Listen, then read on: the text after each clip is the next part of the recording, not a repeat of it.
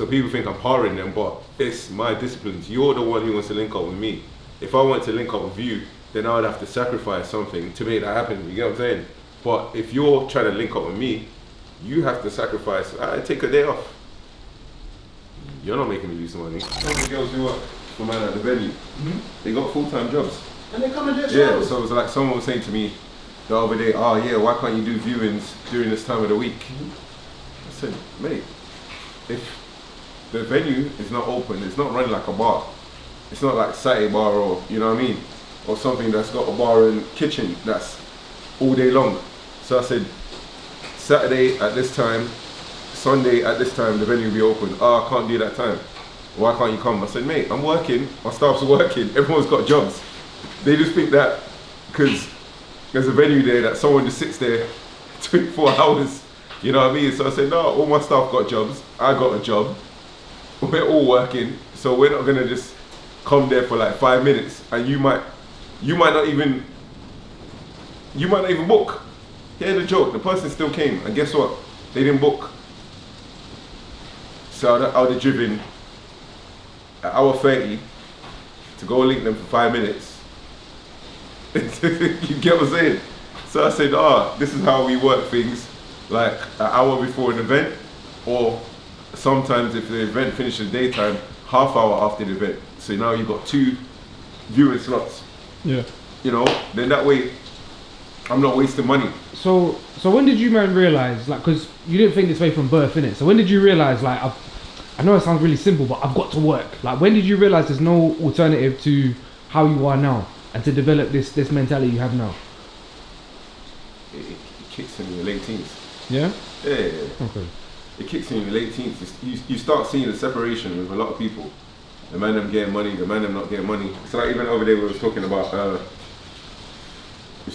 even little things where recently seen some girl where she was like trying to flirt with man, and then I had to remind her back in the day when she was going out with someone who's 10 years older and he was in the BMW, you get me? And she was in the BMW convertible, happy day, smiling, having a great time. It wasn't even Oyster them days. Man had a, you know, like where you had to cut out and change the date on your bus pass to save money. It's before my time, bro. Ah, yeah. That's before my time, yeah. That's in the Stone Ages. Yeah. You know? Yeah. Them days, man. I didn't touch a paper receipt. I never paid on the bus with coins, none of that. Them days, man, they used to carry their car and run down the road.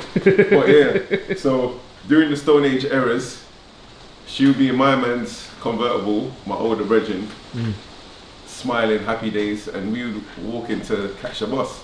So I had to remind her, I was like, right, I used to call my older brethren, you know, like, you never even, you used to look through us like we're ghosts, you know, so. It's character building though. It's character building. But that showed from early, that was one of the early signs of get your money up, innit? But it's changed though, because you don't have the exact same mentality at 19 in regards to money as you do now. No. Because I think you were spending more on like holidays and stuff. Like you used to travel more, and there was like a period where you was popping bottles and stuff. So when did that all stop? I'll give you an example. Like you see, like Gabe was talking a second ago about your friendship circle. Yeah. I'm not the friend who's gonna phone the man them to say, let's go out. Gabs will tell you that. Like when the man them put in a group, like these days I'm the least likely to be the one who suggests let's go here or let's go there. My mind frame is far removed. Like even the other day, my boy had his 3rd year anniversary, 12 drinks, and then one of my boys has phoned me saying he don't want to drive, that he wants to roll with me. So I said, alright, cool, we can go, but you need to link me by 5:30 the latest, because if I get there by 6:30, I can leave by 9:30, and he knows I always leave the dance by 9:30. I've got this thing about day parties. By 9:30 onwards, people get stupid. They start. It's the line where fights are more than likely to happen. So I always leave by 9:30. You know what my man did? What? He phoned me at 7:30. Said I'm ready, bro. I took off my tuxedo already, hung it up. I was sitting out eating dinner. I said I'm going to bed. He's like, oh, what? You're not gonna come get me? I said no, I'm not coming. He's like, oh, for real? I said, bro, I told you from days before I'm leaving by 9:30. He's like, oh, but you're making excuses. I went to see my man. I said, you said you were going to go see him early in the day. You decide to go later. You think you can change my routine, that I'm gonna go and stay in the rave till 11, drop you, by the time I get back it's 12, then I'm not gonna wake up at 4:30. I said, get out of here, man, I'm going to bed. He got upset. Next minute in the morning, I'm looking at the story. He got to the dance. I said, what time you get to the dance? He said 9:45. I said, right, you're too hungry. Man, I arrived for fight night. Huh? Man, I arrived for fight night. Bro, the dance finished at 11. Yeah. He got there at 9:45. I said, you're too eager. Yeah. You're not gonna catch me there. And the thing is, I saw so many beautiful girls. I was tapping through IG, I was like, rah, this one on my story. I was on Snap, this one. I was like, but that's not gonna draw me out. But for some man, they're still hungry. You know what I mean? The hunt don't stop. But I just ate my food and went to bed, boy. So that saved me some money. So when did the parties and stuff stop for you? When did the parties and stuff stop? So in terms of like going to parties, wanting to go to parties, when did you? Because you said that guy's hungry to be outside. When did that stop? When I stopped doing parties last year, I felt like I don't need to be out. Okay. I felt like maybe for the past 5 years I was going out just to make people come to mine. You get what I'm saying? Because when you're in that scene, you have to be seen to keep your, you know what I mean? Yeah. Keep your thing up. But the day I said I'm not doing no raves, bro, the weekends have been bliss. I've been able to catch up on my sleep. What about you, guys? So you see, like for instance, like even though I might work hard during the weekday, the weekend I could ease up. But sometimes on Sunday, I work on Sundays. I get in the car to listen to Trevor Nelson, Rodigan, Eddie Caddy, what's their name? Rampage and Heartless Crew. So like, it's the only day that I enjoy listening to radio properly, apart from shout out Remy Bergs though, that's my people still. Like, Saturdays between that 11 in the morning till about 9, I could stay in my car straight. Cause all those DJs are not playlisted like strictly, you know what I mean? They kind of play the tunes they want. And they all kind of got different characters, so I zone out. And by the time I finish on Sunday, I'm like, right, I've made some bread. So I have other things that distract me. You know, I use that as bonus round, and I use that as it kind of starts off my week nicer, you know, and it gives me that a bit more flexibility during the week if I wanted to be like, alright, cool, I'm not doing nothing today. I've done Sunday, you know. What about you, Gabs? What's that, sorry? So like, you're still doing world traveller, so I don't know, I was just saying to Chiz about how he's not going to parties and stuff like that. Like, when did his mentality change to the point where everything became about money in a way? So like with yourself, you're still travelling, but you had a period where you wasn't. The memories I didn't travel a lot because I didn't have a British passport. I had a Nigerian one. Okay. So I'm just cramping. Like, I'm literally what they call Peter Pan right now. I'm reliving my youth that I never got to live, that everyone else did. I went to America for the first time in 2021, 2022. But you know that was his fault though. You know, He was being stubborn. that was the first time. He was being stubborn. So me and him was being stubborn here back in the day. We both didn't want to convert our passport, yeah.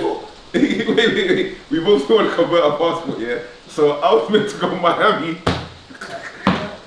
and they spanned me at the airport. No, I didn't even make it to the airport. It was like maybe like a few days before I've gone embassy. They declined my visa.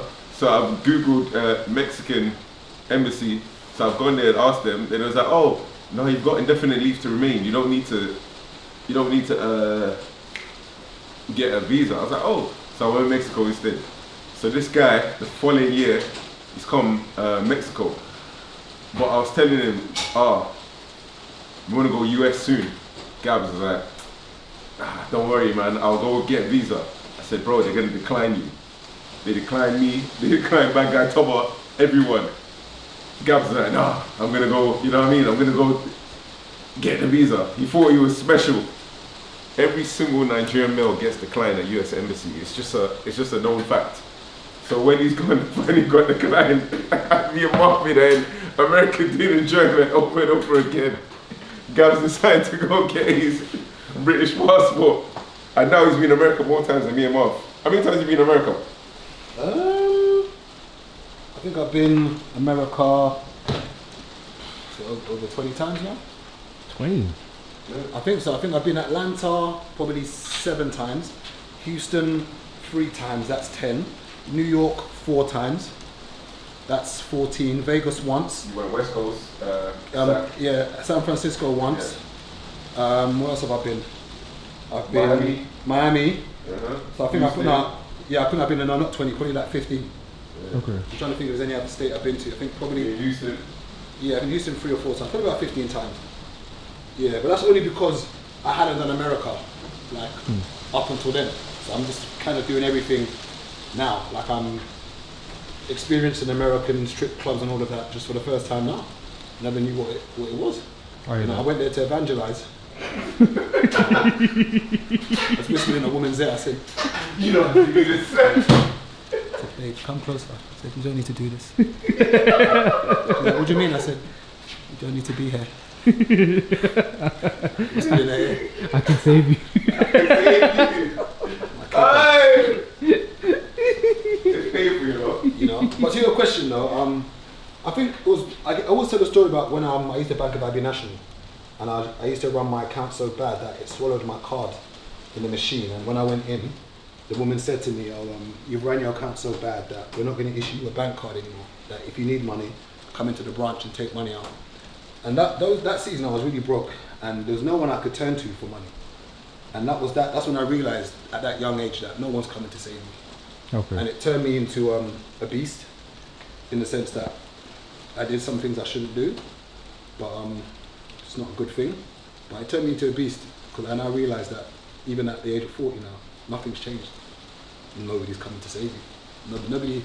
People care to an extent, you know. Like we've seen the whole Stormzy issue in regards to him taking some money from McDonald's, and everyone's up in arms. People are saying the main reason they're upset with him is because, you know, he said free Palestine at one point. And obviously he's archived a lot of his posts, and the archive post wasn't recent, it was months ago. So it might look like there's a correlation, but correlation isn't causation. And some people got upset with it. And when I say no one's coming to save you, I say that to say this. A lot of us, a lot of people who had problems with what Stormzy done, I said no problem, that's cool. We sit here once again on our iPhones. We know exactly what's happening in Congo. You know, we look at BlackRock, for instance, and we know all the companies they invest in, like Nvidia. A lot of people made money off Nvidia in the stocks.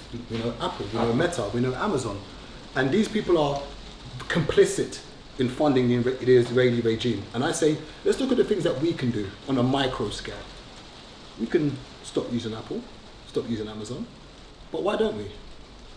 How much do we care? And as I say, no one's coming to save you, and no one's coming to save them. No one's going to save those in Congo. No one's going to save those in Palestine. And you soon realize that you're literally on your own. And that's why family is so important, because not all family is good, but when you've got good family, like I've got good family, I can sit here and say that I love my siblings, I have good family. And my older sister Angela, she was literally our second mum. And she done a lot for us. And I always give thanks to my sister. I remember when I was in secondary school and the triads. So I beat up a triad when I was in school. And for those who don't know, if you was in school during the early 90s to the late 90s, the triads were something in South London. I don't know about other parts of London. And I got into a fight with one, and she caught wind of it. She came to back me with a couple of her girls. Don't know what she was going to do. But I say that to say that even my sister got her first job, almost all of her salary was given to my mum because she needed to look after us. A lot of firstborn daughters do most of the cleaning, most of the cooking when mum needs support. Even when it comes to the bills, they help. A lot of firstborn daughters never even got a life socially, because whenever all their friends were going out, they had to babysit. Like a lot of older siblings were the babysitters. I don't know about the story of the older brother, you know, but I can say as the older brother, my younger brother didn't have to do any crime or anything because he had me. So that was the part that I played. But my older sister Angela, she done a lot. And I have to give her flowers, because I don't think the household would have coped without my older sister. You know, that's why I say family is very important. Like it's very important. I'm not saying that I'm never saying I'm contradicting myself by saying no one's coming to save you, but ideally when it comes to guys at my age, I don't know if I could be that 40-year-old man who goes to live in my sister's home with her husband. Whereas I think it would be okay if my younger sister came and stayed with me if I was married. I just don't know how it works. I don't know what her husband look at me like. Big old 40-year-old Gabriel just in the yard, like sleeping in the room. At some point he's gonna wake me up and say, "Yo, big man, Do you pay this bill? do you pay this bill in this house, big man?" Like, or he's gonna wake me and say, "Yo, like I'm eating a bit too much rice." gonna have to slow down on the rice, big man. Like that's my portion. That's what I wanted to come and say today. What time is it now? You know what he's gonna do? You're gonna be in bed. Then he's gonna shout Gabriel. Then you're gonna go, sir, come on, wash this plate. It's rough. And that's what I want today to be. Is today's not a nice day.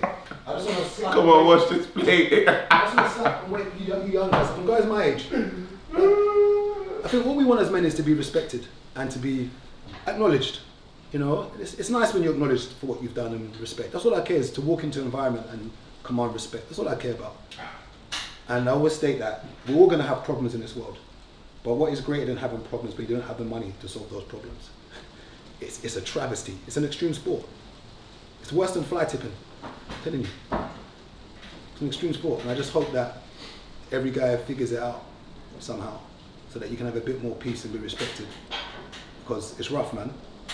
Like right now, as I said, even the last time I was there, I said I was stressed. I'm still stressed now. The only reason why I'm stressed is because the funds are depleting. Obviously the money will come back, but right now I'm living on fumes.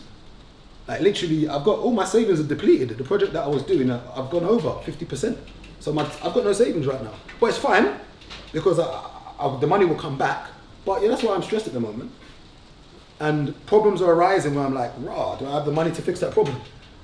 And that's the biggest problem is, let's say your brakes go or your engine's gone. Yeah, you've got a car, but now you can't fix the problem. So now you've got two problems. Are all your problems at your age solved by money, or at least the majority? The majority of it, obviously, health. Obviously, I've got a trapped nerve at the moment in my neck. So you could argue and say that I could probably go. I'm going to go private and try and get it sorted. But you could argue and say once again, money's going to solve that quickly by going private. A lot of issues are either inflicted because of health. You're eating too much sweets. You're eating processed food. So your body's a reflection of you. I know it sounds very cliche, but that's why at the beginning of the episode, I said to Chiz, I can see you for the past 3 weeks you've been working out, and I asked you, Wes, what you've been doing for the past 3 weeks. And it wasn't a diss. But no, what's that? You know what you're doing, that's cool. There's a plan. No. There's a plan. No, Chiz knows the plan, but there's a plan. In the same way, as I said, like your body is a true reflection of everything. You can't, like, if Chiz has given me a strict diet plan and told me a workout to do for 3 months, solid, and he's told me, eat this for 3 months, do this for 3 months. If I stuck to the diet plan he's given me and the amount of exercise he's told me to do, if I come in and see him in 3 months, he'll know whether I've done it or not. Facts. Yeah. You can't cheat your body. So a lot of my problems are self-inflicted. I'm talking for me. A lot of my problems are self-inflicted. I can't talk for everybody else, but as a 40-year-old man, a lot of the problems I have is because of myself. It's not anybody else's fault. And once again, as guys, no one's coming to save you. Whatever problems you've got, you're gonna have to figure it out, bro. And as Mr. B said, if mental health was at the top of his list for himself, he wouldn't be in the position he's in right now. Yeah, correct. So you pick your poison. So the other day I put on my story, so I was making a list of like basically things you would need as a man that I think are useful, or so you're not deemed as useless. Mm-hmm. So one of them was either you have money or the ability to make it. Mm-hmm. Another one was you gotta be fit. Another one was being able to swim. So I was gonna ask you, is there anything else to add to the list to where you're well rounded, you're well versed? I think the first thing as a man, for me, I don't know in what order I'll put these two. Knowing how to make money with your hands, very important. Whether it's filming, whether it's PTing, you as an individual should be able to walk into any environment, whatever country you want, and be able to make money. You need to be useful as a man. I think the first thing is being useful. Just be useful. Second thing is being liked. You have to be liked. A lot of the business opportunities I've got and people I've met, because I like to think, not everyone likes me, but whether it's 51 to 49%, I'm more liked than hated. You have to be liked. Like, people buy into you before they buy into the product. Right. They've got to like you. So I think become useful. Know how to make money with your hands. And I always say a plumber, an electrician or carpenter, no matter what country he goes into, he'll know how to make money. Yes, the legislation or laws around being an electrician might change, but you know how to wire stuff. A leak is a leak. Whether you're in Nigeria or you're in Kazakhstan or Avatar, a leak is a leak. So I'd say be useful, be liked, and I think discipline is probably number one to being a man. Knowing how to say no. So I think discipline might be number one, I think. You see on that Sunday, yeah? Mm-hmm. So a lot of people message me and like, yeah, we should link up and train. Mm-hmm. And I say to them, I train between 11 and 12 o'clock. in the morning. If you can come to the gym then, it's calm. And they think I'm powering them. But it goes back to what Gabriel said about discipline, because in the morning, I've programmed myself to work between a certain time, give 1 hour for training, then get back to work. Then after doing everything in the night, give 1 hour for my walks. You get what I'm saying? Well, people think you're powering them when you say, I can't do evening. Why am I gonna go gym at 6 o'clock when the gym is rammed? I don't wanna be in there. Like, I'm not gonna get through my workout the way I normally do it. 2, in the evenings, that's when I train some clients as well. I don't wanna trade off my client time to go do a collab in a gym when I could be making money. You get what I'm saying? So people think I'm powering them, but it's my disciplines. You're the one who wants to link up with me. If I want to link up with you, then I would have to sacrifice something to make that happen. You get what I'm saying? But if you're trying to link up with me, you have to sacrifice. I take a day off. You're not making me lose money. You get what I'm saying? They're gonna think I'm powering them, but I'm not. Like if this was making Mr. Beast money, like then we'd be sacrificing time like Mr. Beast. You get what I'm saying? We'd be putting all the profits back into everything we're doing and scale it up, but we still got normal lives. Still got business to run, still got clients to train, still got Uber to bang, and because I've got my targets in my head, I'm not gonna sacrifice it for Instagram likes. Come on, man, get out of here. Yeah, I think discipline. So if I was to pick 4 things, just 4. Yeah, Discipline, Yeah. being useful, being liked, and knowing how to adapt.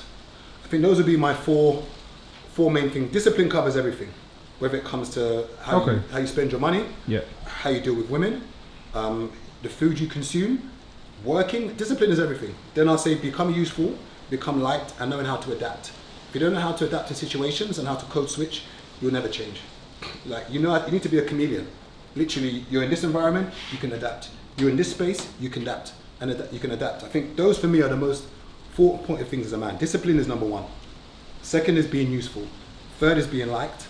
And 4th is knowing how to adapt. Because, you could have a degree, no one likes you, you won't get a job. You can have a degree, you don't know how to adapt. So you get into an interview, all you know is just, yes, 2 + 2 is 2, 4 + 4 is 8. You don't know how to adapt, they don't like you. Like, once again, a lot of the things that I've got in life is because people liked me. That's the bottom line. And on that note, I've got to go and start my day. And once again, no one's come to save you guys. Well, that's all I come today. I could have said it 85 million times. No, just stop complaining and moaning. The government's not going to help you. We can petition the government as much as we want. They're not going to help you. Literally, if you're doing 40 hours a week, don't come in my DMs. Minimum 60 hours, then we can talk. Minimum 60 hours. And then don't use time as a reason. But it's the truth, bro. It's the truth. Like, you come in my DMs and I'm saying, and don't use time as your argument. But if I go and study again, it's going to take this amount of time. Whether you study the course today and you don't, 2 years is going to go by. Hope you like this episode. Go work your 60 hours. Don't complain. If you complain, I'm not going to film. I don't even care. I'm just going to go work. So please like, share, subscribe, and play. We're trying to be regular, but life is life, and everyone's got bits to do. You know what I mean? So Wes will tell you, I'm in a tunnel right now. Like, if it doesn't fit around the time where I've allocated, I'm not gonna film. That's the reality. Like, I have to stay on my path to what I need to do. I need to stay on the path of what we're preaching to you. You know what I mean? Regardless. So I'd love to do this full time. Not even full time. I'd love to just say, alright, this is, but I've got stuff to do. Wes got another job. Gab's got stuff to do, and yeah, we're grafting. So please like, share, subscribe, and maybe one day when this gets to, who knows, 150, 200,000, the guys could, have a whole day of just filming episodes, going to link people at their office and all those things. Peace.